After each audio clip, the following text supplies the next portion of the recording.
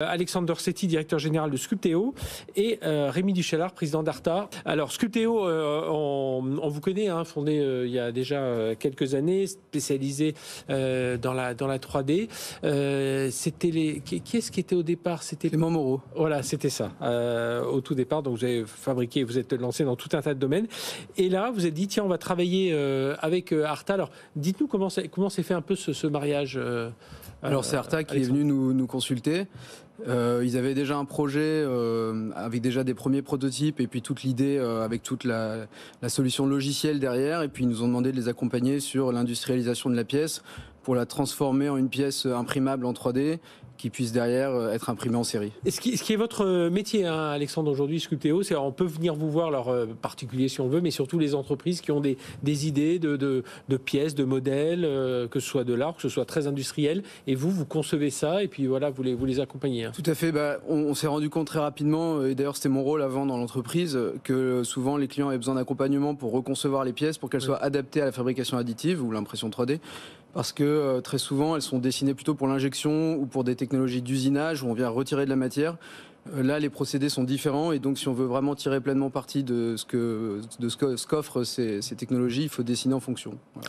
Alors, Arta, racontez-nous l'histoire Rémi Duchellard. Donc vous, alors vous êtes 10 ans, il y a 10 ans d'écart, hein, on va dire, entre les deux entreprises. Peut-être pas entre vous, mais en tout cas entre les deux entreprises. Et vous, quelle était votre idée de départ? Parce qu'on rappelle, ça va être une ceinture lombaire qui va aider les malvoyants, les non-voyants à mieux évoluer dans leur univers. C'était ça l'idée? C'était ça l'idée il y a 5 ans. Donc c'était vraiment de développer une technologie qui permet aux malvoyants et non-voyants de comprendre leur monde, de le percevoir et de pouvoir gagner en autonomie et l'accès à l'emploi. Donc on met une caméra sur les lunettes qui va filmer tout ce qui est en face de l'utilisateur. Et après, on a la ceinture qui est au niveau des lombaires qui va aller dessiner les images dans le dos de l'utilisateur. D'accord, donc c'est-à-dire que pour bien comprendre, je suis malvoyant, je vais mettre les lunettes, j'ai mes caméras, je me dirige, je sais pas, vers un angle un peu pointu qui va peut-être me rentrer dans le côté droit et je vais sentir. En fait, c'est ça l'idée ? En fait, ça se base sur l'intelligence de l'utilisateur. Oui. C'est qu'on affiche, comme la vue, ce qu'on voit avec nos yeux n'a pas de sens. La quantité de lumière, etc., ça n'a pas de sens. Nous, on transmet donc le relief à l'utilisateur, donc il va sentir les formes et il va deviner que, par exemple, en face de moi, il y a une personne, il y a une autre personne qui est à droite. Donc on sent le relief et nous, en fait, l'innovation qu'on a faite, c'est dans le traitement d'images. Comment afficher des images compréhensibles par le cerveau. Oui. Et donc, c'est de l'intelligence artificielle qui va transformer, rendre bien visible tout ce qui est utile, tout ce que voudrait percevoir le cerveau de l'utilisateur. Et c'est l'utilisateur qui choisit quelle information il veut. Et du coup, ça va être une sorte de technologie tactile, quoi, qui reproduit ce qu'on peut percevoir, c'est ça? Oui, c'est ça. C'est vraiment un peu comme si c'est plein de petits tapotements dans le dos qui vont très vite, plusieurs centaines de fois par seconde, qui vont être dessinés, le relief de ce qui est en face de nous. Oui, je disais une ceinture, c'est une ceinture lombaire, hein, voilà, faut quand même voir. Oui, ça fait la taille d'un iPhone dans le dos, la hauteur, et donc c'est une sorte, au lieu d'avoir un écran qui envoie de la lumière, c'est une ceinture qui va être dessinée dans le dos les images. Et donc vous êtes dit, pour fabriquer ça, mettre tous ces capteurs à l'intérieur et puis ces éléments qui vont donner justement cet effet haptique, hein, pour l'utilisateur. Tiens, pourquoi peut-être aller voir un industriel qui va nous fabriquer ça? Il en existe, hein, on en voit dans d'autres domaines. Et puis on se dit, tiens, peut-être que l'impression 3D peut nous... Ça. En fait, nous, on n'est pas du tout une entreprise dans le hardware. Enfin, on a un peu des connaissances dans tout ce qui est matériaux électroniques, mais nous, c'est pas du tout notre domaine d'expertise. Et on s'est dit, pour avoir ces experts en industriel, avoir une qualité industrielle, on est passé par Sculpteo et par d'autres prestataires. Ça veut dire, Alexandre Dorsetti, directeur général de Sculpteo, on est dans des matières nouvelles aussi, parce que si on est très basique, et pour ceux qui nous écoutent, qui connaissent un peu moins ou qui ont gardé une image très basique de l'impression 3D, on voit la pièce en résine, alors après tout un tas de matières, mais vous allez travailler même des tissus, des matières souples, c'est ça? Là, en l'occurrence, ici, on est sur un TPU qui est développé par notre maison mère BSF. TPU, un polyuréthane élastomérique. Okay. Et donc c'est un matériau qui a des très bonnes propriétés de flexion, de résistance à l'abrasion, à l'usure. Et oui, dans la fabrication additive, le point commun, c'est le mode de fabrication couche par couche, mais il y a une multitude de matériaux maintenant, et de plus en plus, et qui sont de plus en plus certifiés, avec lesquels on peut faire des applications de plus en plus industrielles. Et donc, c'est les mêmes matériaux que dans le reste de l'industrie. Là, qu'est-ce qui a été compliqué avec Arta et cette ceinture lombaire à constituer? bon, une fois que vous avez le modèle informatique, mais comment, voilà, dans la matière, dans les coutures, pour insérer justement ces capteurs haptiques à l'intérieur? Je pense que la complexité vraiment spécifique de ce projet, c'est qu'il y a une multitude de petites poches qui sont toutes connectées les unes avec les autres et qui doivent contenir de l'électronique et des petites pièces mécatroniques qui se déplacent, etc.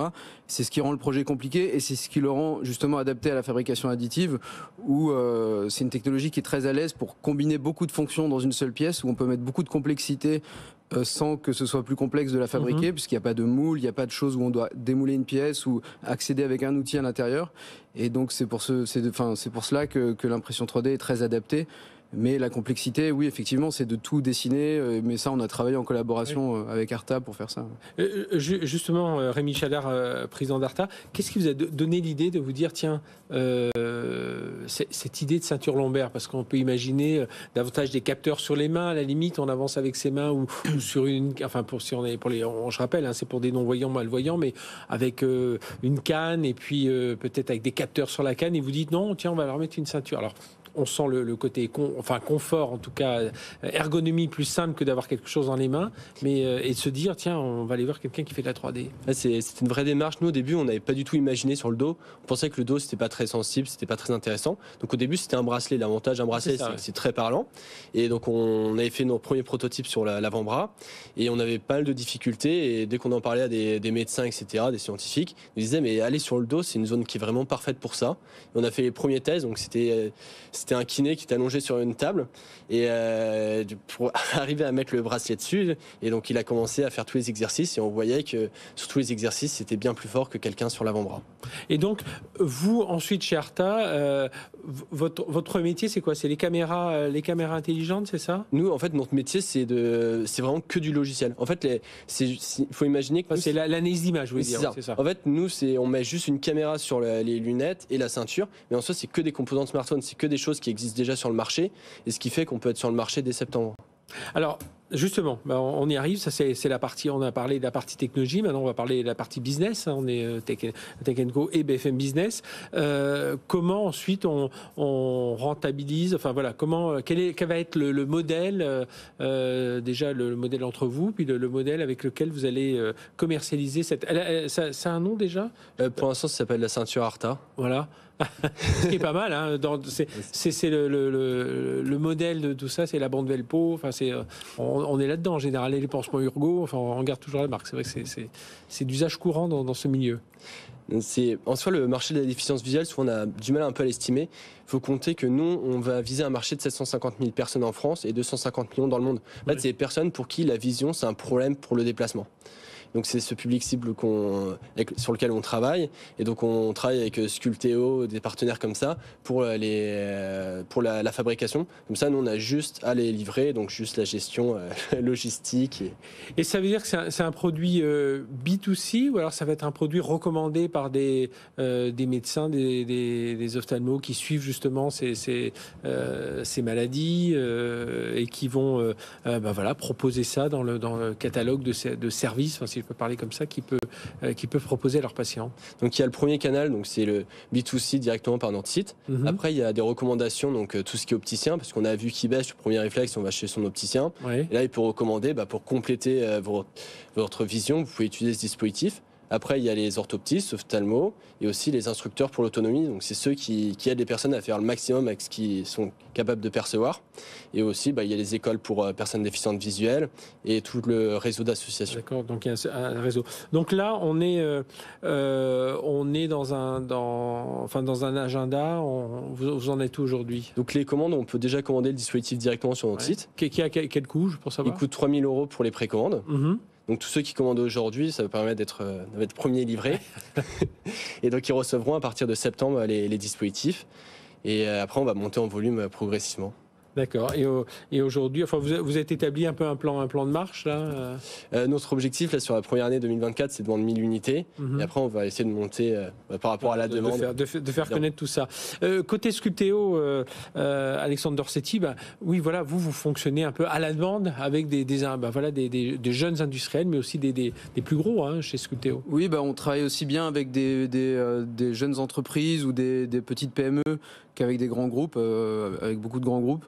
Donc en fait, c'est l'intérêt de l'impression 3D, c'est que ça brouille un petit peu la frontière entre le prototype et la production en série, puisqu'on peut commencer avec une pièce, parfois des pièces très complexes, et puis petit à petit monter en gamme, enfin monter en quantité. Et dans les cas où on ne sait pas exactement combien on va devoir en produire et qu'il faudrait investir dans des outillages très chers, des moules, etc., ça peut permettre de monter progressivement et de finalement ne pas tellement changer la pièce et devoir faire changer de technologie quand on passe de 1 pièce, 100 pièces, 10 000 pièces ou plus. On avait senti à une époque un gros boom de l'impression 3D. Est-ce qu'aujourd'hui, on en parle un peu moins parce que c'est rentré dans les mœurs et tous les industriels, ben voilà la preuve avec Rémi Duchalard qui s'est tourné tout naturellement vers vous. Aujourd'hui, c'est ça, voilà, vous êtes un acteur de cet univers où il y aura encore de l'apprentissage à faire, un peu de communication. Alors, il y a toujours de l'apprentissage à faire, mais ça s'est quand même normalisé. Il y a eu un boom parce que ça a été aussi très visible dans le grand public avec des machines très accessibles, des machines plutôt justement de prototypage, en l'occurrence des machines de bureau qu'on peut poser sur un bureau, quoi.